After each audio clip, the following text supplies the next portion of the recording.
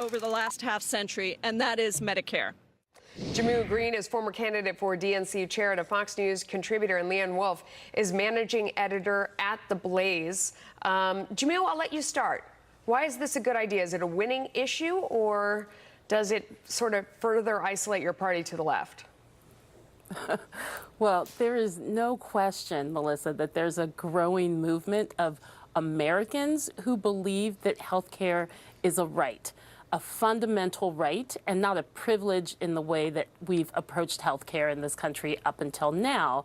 And so it's certainly a sea change over the past few years to have gotten to this point where the majority of Americans are now in support of health care as a right.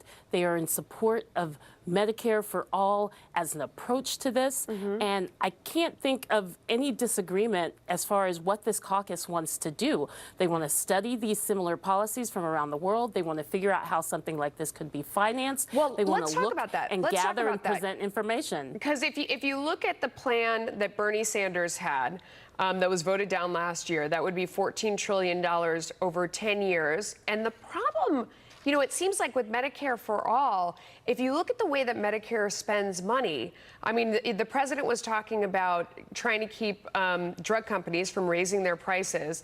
They said that Lipitor was going up to $1,400. And I was thinking, who's paying $1,400 for Lipitor per month when you can get the generic for 26 bucks?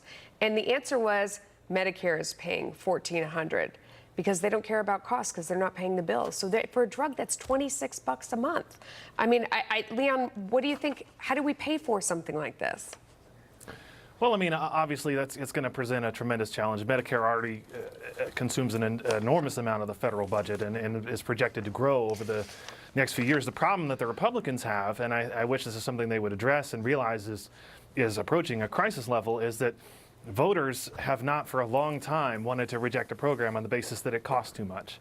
There has to be some sort of defense mounted by the GOP for the idea of the private healthcare sector, that it is in itself of a good thing and not just that the alternative will cost too much in taxpayer dollars, because people just tend to feel that somebody else will pay that. And I think that's something they feel like they've kind of spiked the ball on that. Like, look, we got rid of the individual mandate. That's all we need to do. And I don't think that it is. And I hope that President Trump and the Republicans come up with some messaging and some fixes to the current healthcare system before 2020. Speaking of messaging, this is a fun one. I mean, when we talk about President Trump, who is going to take him on in the next election, Joe Biden could be one of those people. Listen to this. President Obama took him out of the garbage heap, and everybody was shocked that he did. I'd love to have it be Biden.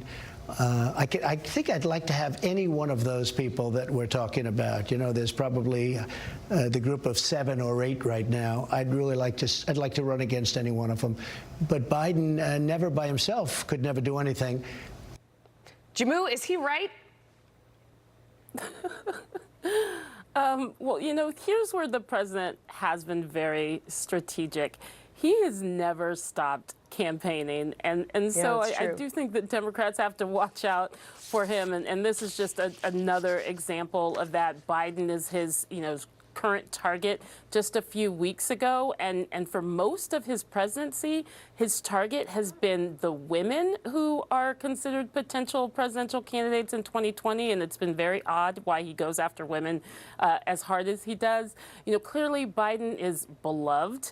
I personally feel like we need some fresher, youthful talent in the field in 2020 as Democrats, and I think that there's a lot of work that Joe Biden can still do.